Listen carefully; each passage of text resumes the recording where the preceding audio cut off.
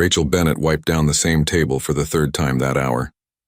Business was slow at the Crossroads Diner, which meant her mind wandered to places she tried to avoid. Places like her overdue rent payment, places like her brother's next tuition deadline back on Earth, places like the fact that she had been scrubbing alien food residue off tables for 2 years now with no end in sight. The diner sat on the lower level of Waystation Meridian, a massive structure floating in space where dozens of species came to trade and talk politics. Humans were the newest members of this galactic community, and most of them ended up doing exactly what Rachel did. Service work.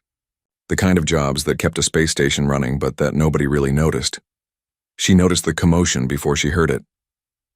Through the diner's main window, she saw a formation of ships approaching the docking bay. Big ones, royal ones, the kind that made station security scramble and made her manager suddenly care about how clean the tables were. "Rachel, get the private room ready," Gordon called from behind the counter. He was sweating already. Drakvori royalty incoming. King Varesh himself. Rachel felt her stomach drop. The Drakvori were basically dragons that could shift into humanoid forms when they wanted to. They ruled half the known galaxy through military might and ancient tradition. Their ships were beautiful and terrifying at the same time. Nobody argued with the Drakvori unless they had a death wish. She hurried to the private dining area and made sure everything was perfect. Fresh flowers on the table, even though she had no idea if Drakvori cared about flowers. Clean plates. Clean everything. Her hand shook slightly as she arranged the silverware. An hour later, they arrived. King Varesh entered first, his humanoid form tall and covered in dark scales that caught the light. His eyes were golden and cold. Behind him came 2 young princes, both carrying themselves with the kind of confidence that came from never being told no. They shifted smoothly between dragon and humanoid forms as they walked, showing off. Then Rachel saw him. The third prince, smaller than his brothers, dragged along on a chain like luggage. He stayed in dragon form, but something about it seemed wrong. Incomplete. His scales were lighter, almost silver, and his wings were folded tight against his body. A heavy hood covered most of his head. The server taking their order, a nervous Quellan named Pip, whispered to Rachel in the kitchen. "That's Prince Lyros, born defective. Can't transform. They say he's mindless, just an animal in a prince's body." Rachel peered through the serving window. Lyros was chained to a post in the corner of the private room, away from his family. They talked and ate and laughed like he wasn't even there, like he was furniture. But when she brought out their food, she caught him watching her. Actually watching her, not with empty eyes, but with clear, focused attention. She met his gaze for just a second before looking away. Her heart beat faster. Nobody was paying attention to the chained prince. They never did, according to the gossip Rachel had heard over the years. So when she brought out the second course, she quietly left a small plate of grilled fish near Lyros. Close enough that he could reach it if he wanted, far enough that it could have been an accident. She didn't look at him as she left, but she felt his eyes following her. When Rachel returned to clear the dishes an hour later, she found the plate empty. That wasn't surprising. What was surprising was how the bones were arranged. They formed a clear pattern on the plate. A symbol. Rachel had grown up learning different Earth cultures as a hobby, something to pass the long, boring hours of her childhood. The bone pattern matched a Mandarin Chinese character, one she recognized. "Thank you." Rachel's breath caught in her throat. Earlier, she had been talking to another customer about her grandmother who had taught her basic Mandarin phrases. She had mentioned it while Lyros was in the room, but she hadn't been talking to him. She had barely acknowledged he existed, just like everyone else, but he had heard. He had understood. And he had responded. She looked up and found Lyros watching her again. This time she didn't look away. His golden eyes were sharp, intelligent, aware. Everything his family claimed he wasn't. He tilted his head slightly, a question in the gesture. Rachel glanced around. King Varesh and his sons were deep in conversation with some diplomats at another table. Pip was busy in the kitchen. Nobody was watching. She gave Lyros the smallest nod. A acknowledgement. A promise, maybe, though she didn't know what kind yet. His whole body seemed to relax, just a fraction. Like someone had finally seen him after years of being invisible. Rachel collected the plates with shaking hands and walked back to the kitchen. Her mind raced. If Lyros could understand her, could understand complex cultural references and respond to them, then everything the Drakvori said about him was wrong. He wasn't mindless. He wasn't defective. He was trapped. Gordon poked his head into the kitchen. Royal Convoy is staying 3 days for some summit. They want the private room reserved the whole time, 3 days. Rachel had 3 days to figure out what to do with this impossible knowledge. 3 days before Lyros disappeared back into whatever golden cage his family kept him in. She looked back through the serving window one more time. Lyros was staring at the wall now, perfectly still, perfectly obedient, playing the part they expected of him, but she knew the truth now. Someone was home behind those eyes, someone who had been screaming into the void for who knows how long, waiting for anyone to notice. Rachel had noticed. Now she had to decide what that meant. Rachel's break came at midnight station time. Most of the businesses on the lower level had closed and the main corridors were nearly empty except for security patrols. She shouldn't have been walking toward the cargo bay. She should have been in her quarters sleeping before her next shift, but she couldn't stop thinking about those bones arranged on a plate. About eyes that saw everything while being seen by no one. The cargo bay door was locked but not guarded. Why would it be? Everyone knew Prince Lyros was harmless. Everyone knew he was basically an animal. Rachel used her station maintenance override code, something Gordon had given her months ago for cleaning emergencies. Her hands trembled as she punched in the numbers. The door slid open with a soft hiss. Inside, the bay was dark except for a few emergency lights. Cargo containers were stacked in neat rows, and there in the back corner she found him. Lyros was curled on the cold metal floor, still chained to a support beam. No blanket, no comfort, nothing. His head lifted when she entered. Those golden eyes found her in the darkness immediately. "Hey," Rachel whispered. She felt stupid the moment she said it. What was she doing here? What did she think would happen? She walked closer, slowly, giving him time to react. He didn't move away. Didn't move toward her either. Just watched. Rachel sat down on the floor a few feet away from him. She pulled a wrapped sandwich from her pocket. The dinner she had saved from her shift. "I thought you might be hungry." She unwrapped it and placed it on the floor, then slid it toward him. Lyros looked at the sandwich, then at her, then back at the sandwich. He moved forward carefully, the chain rattling, and picked it up with surprising delicacy. He ate slowly, methodically, like someone who had learned not to expect second chances at food. "So you understood me earlier," Rachel said quietly. "You understood when I was talking about my grandmother's Mandarin lessons. You heard me mention the character for gratitude, and you recreated it with fish bones." Lyros stopped eating. He stared at her. "I need to know if I'm right," she continued. "If you can understand me, tap the floor once for yes, twice for no." For a long moment, nothing happened. Then Lyros lifted one clawed hand and tapped the metal floor once. The sound echoed in the quiet bay. Rachel felt tears spring to her eyes. "How long have you been able to understand?" Lyros tilted his head, thinking. Then he reached out and scraped his claw across the dusty floor. He drew a circle, then another, until he had drawn 19 circles. 19 years? Rachel breathed. "You've understood everything for 19 years and nobody knew?" "One tap, yes, oh God," Rachel whispered. She thought about what that meant. 19 years of being treated like you were mindless. 19 years of being chained and isolated and discussed like you weren't there. 19 years of screaming inside your own head with no way to tell anyone you existed. She wiped her eyes quickly. "I'm Rachel. Rachel Bennett. From Earth. I'm human, obviously." Lyros made a soft sound, not quite a growl, not quite a hum. He pointed at her with one claw, then at himself, then made a gesture like he was thinking. "You want to know why I'm here?" Rachel asked. One tap. She laughed, but it came out shaky. "Honestly? I don't know. I saw you and I just knew. I knew you were in there. My brother back on Earth, he's got autism. He didn't speak until he was 8. Everyone told my parents he couldn't understand them, that he couldn't learn. They were all wrong. He just processed things differently. Now he's studying astrophysics at university." Lyros leaned forward slightly, listening. "I guess I learned not to assume silence means emptiness," Rachel said.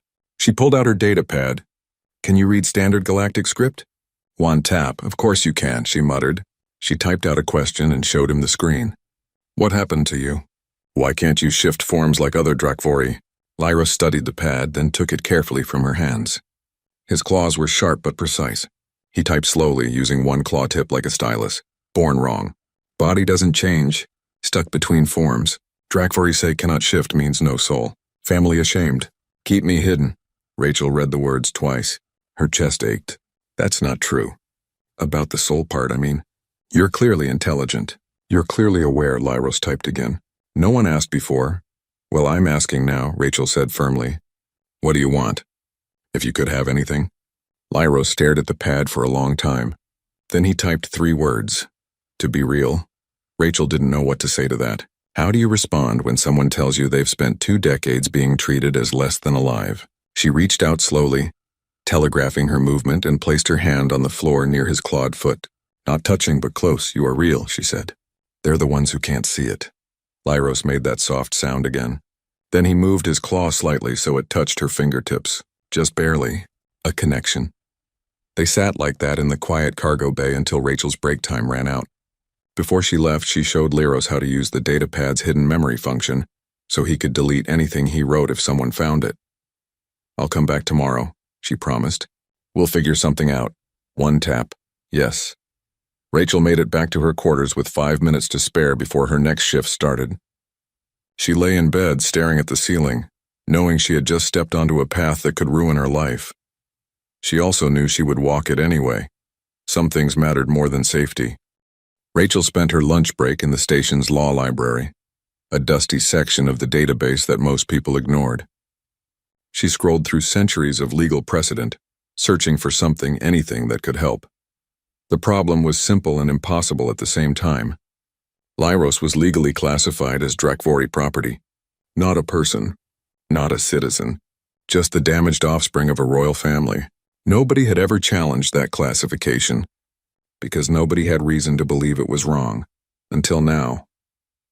Look like you're planning a revolution, a voice said behind her. Rachel jumped and nearly dropped her datapad. Pip stood there, the Quellen server from the diner. They were small and covered in soft blue fur, with 6 arms that were always gesturing while they talked. Just reading, Rachel said quickly, about Drakvori inheritance law and sentience testing protocols. Pip raised what passed for an eyebrow on their face. Sure, just light lunch reading. Rachel sighed. Can you keep a secret? Depends on the secret. Prince Lyros, he's not mindless. He can understand everything. He's been aware for his entire life. Pip's 6 arms went very still. You're serious? Completely serious. And you're planning to do what exactly? Tell his family? Because I'm sure that will go great. Excuse me, Your Majesty, but you've been torturing your intelligent son for 2 decades. My bad for bringing it up. Rachel glared at them. I found something.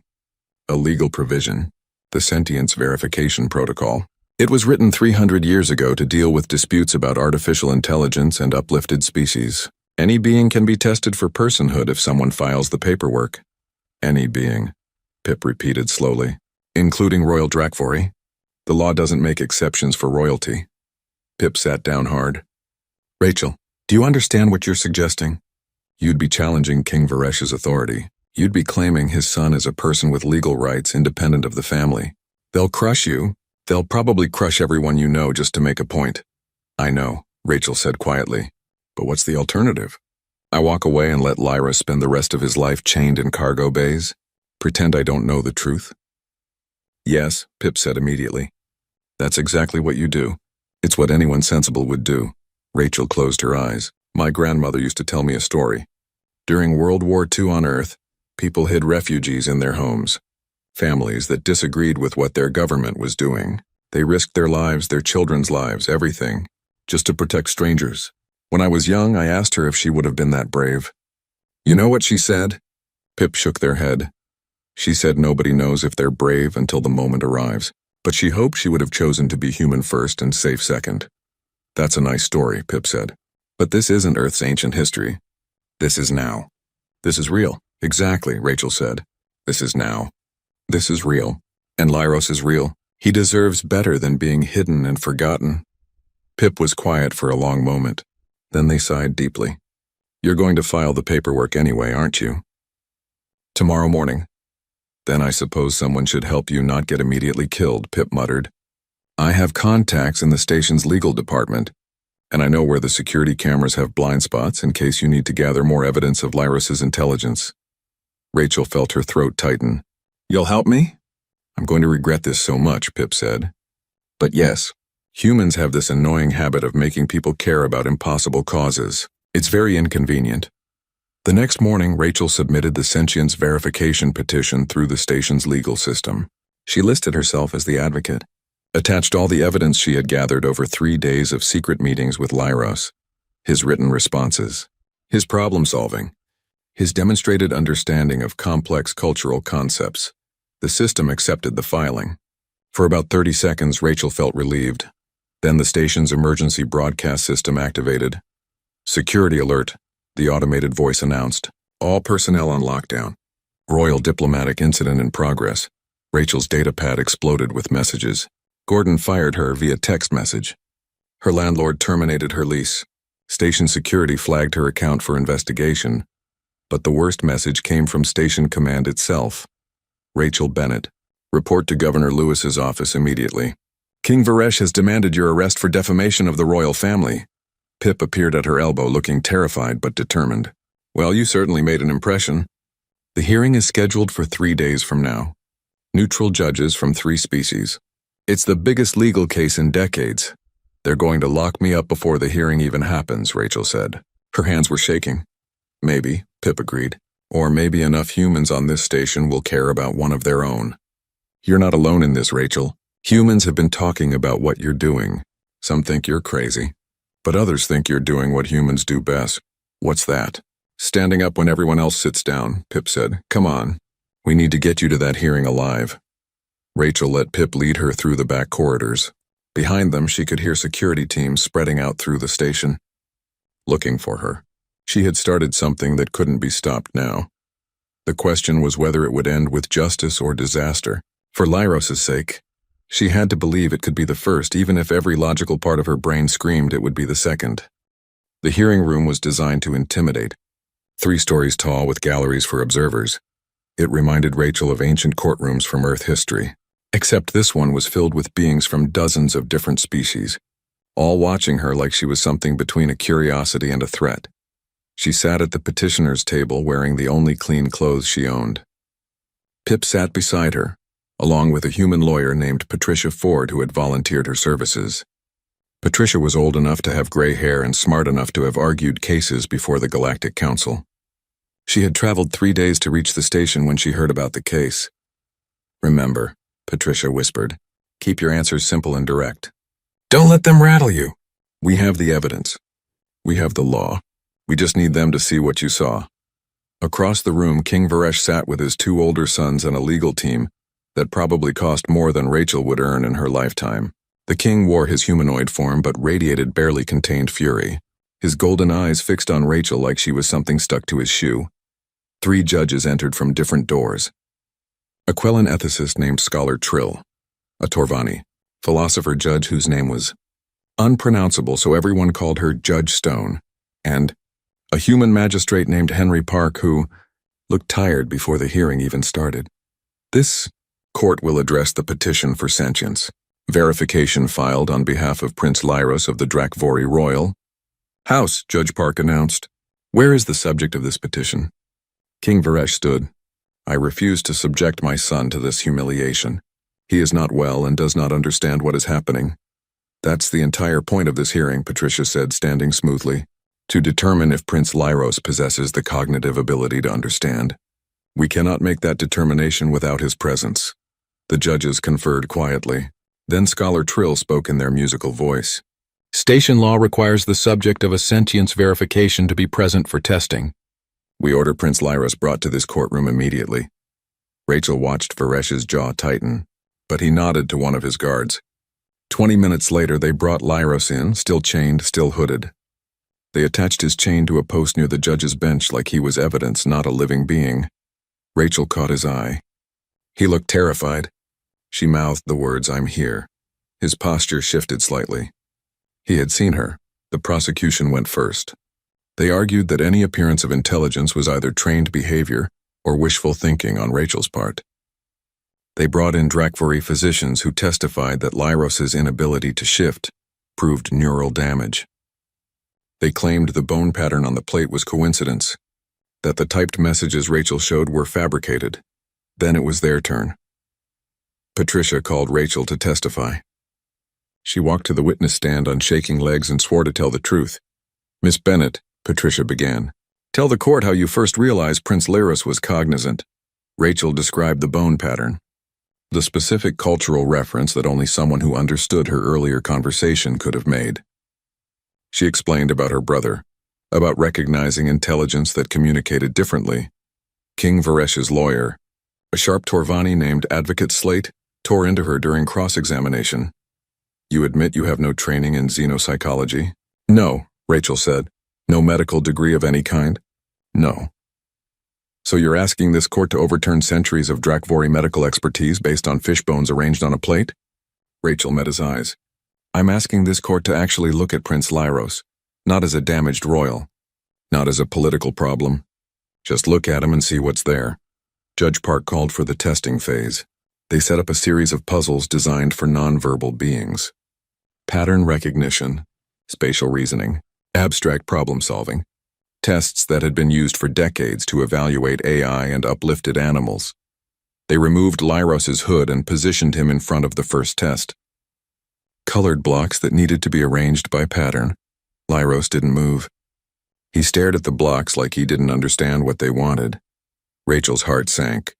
Had she been wrong? Had she seen what she wanted to see? Then Patricia did something unexpected. She walked over to Lyros and knelt down so they were at eye level. "Prince Lyros," she said quietly, "I know you're scared. I know you've spent your whole life being told you're not enough. But Rachel believes in you. A lot of humans believe in you now. We're not Drakvori. We don't care if you can shift forms. We only care if you're in there.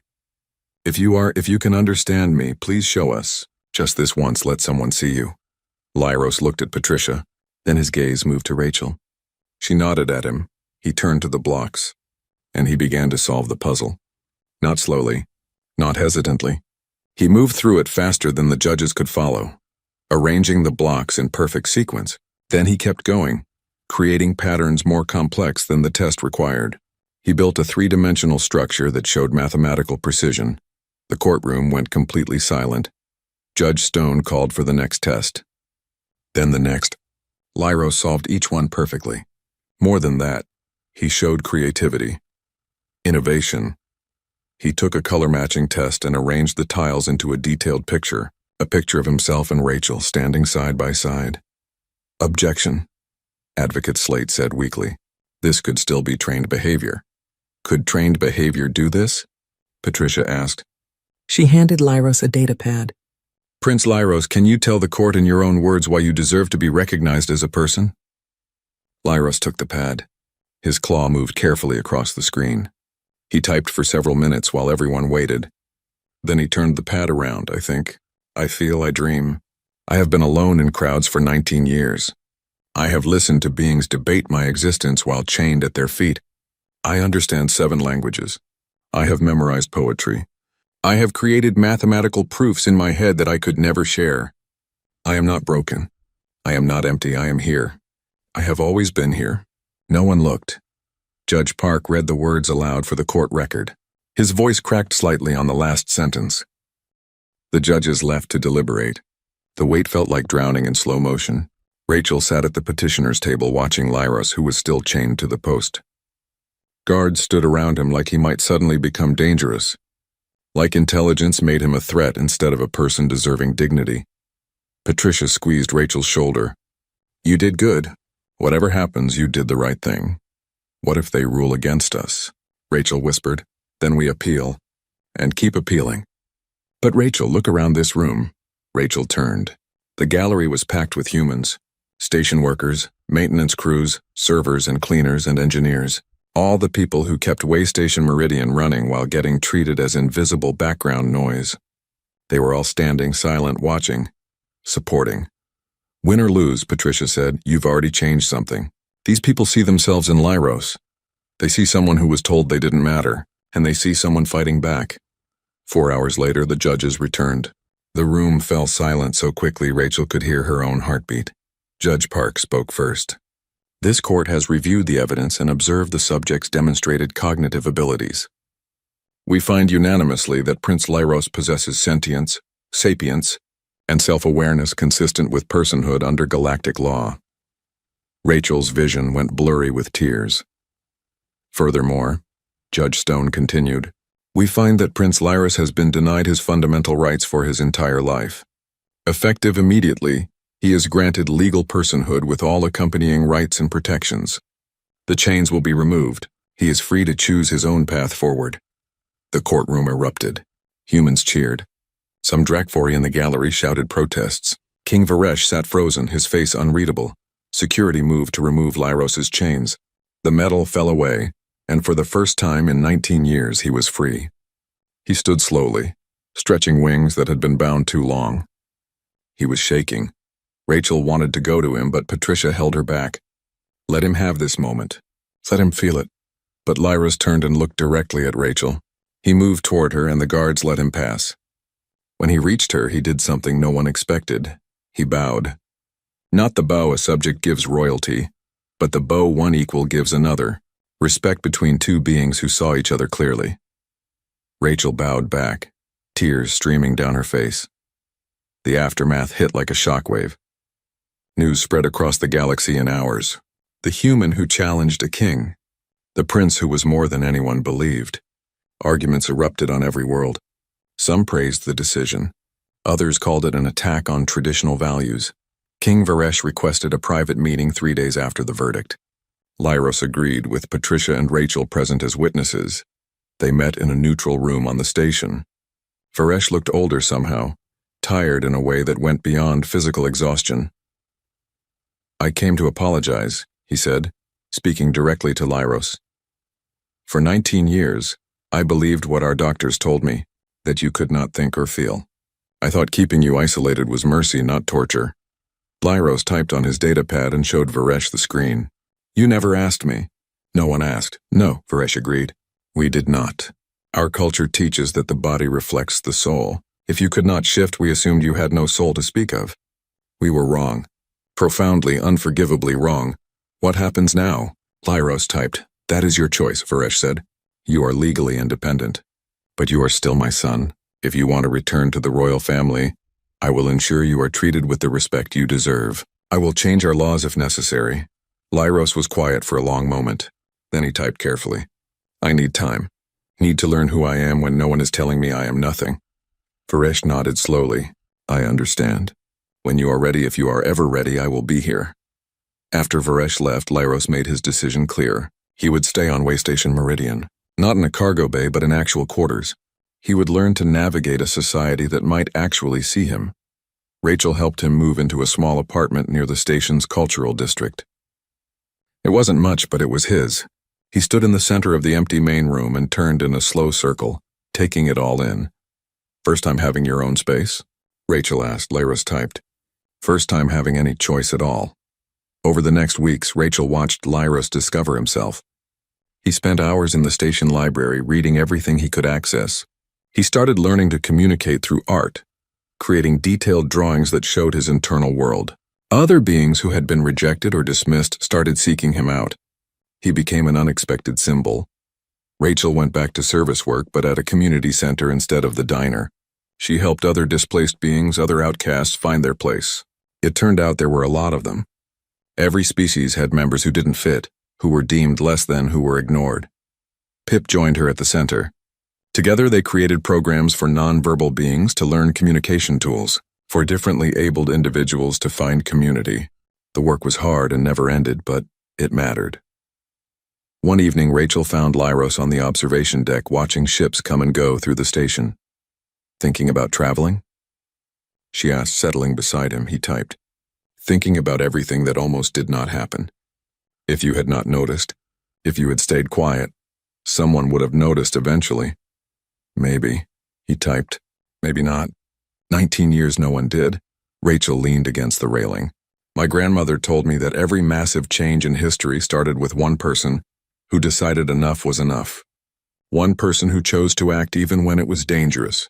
I'm not special, Lyros. I just chose to pay attention. Lyros showed her his pad. That makes you more special than you think. Most people choose not to see. They stood together watching the stars. Two beings from completely different worlds who had found each other in the space between. 6 months after the verdict, Rachel received a threat. Not subtle, not vague. A clear message that said conservative factions from multiple species had decided she and Lyros represented everything wrong with changing traditions. There will be an attack. The anonymous message read, "During your community event next week, you and the Broken Prince will pay for your disrespect." Station security confirmed the threat was credible. Governor Lewis wanted to cancel the event, a celebration of cross-species cooperation that Rachel and Lyros had organized. 300 beings from dozens of worlds had already confirmed attendance. "If we cancel, they win," Rachel said at the emergency meeting.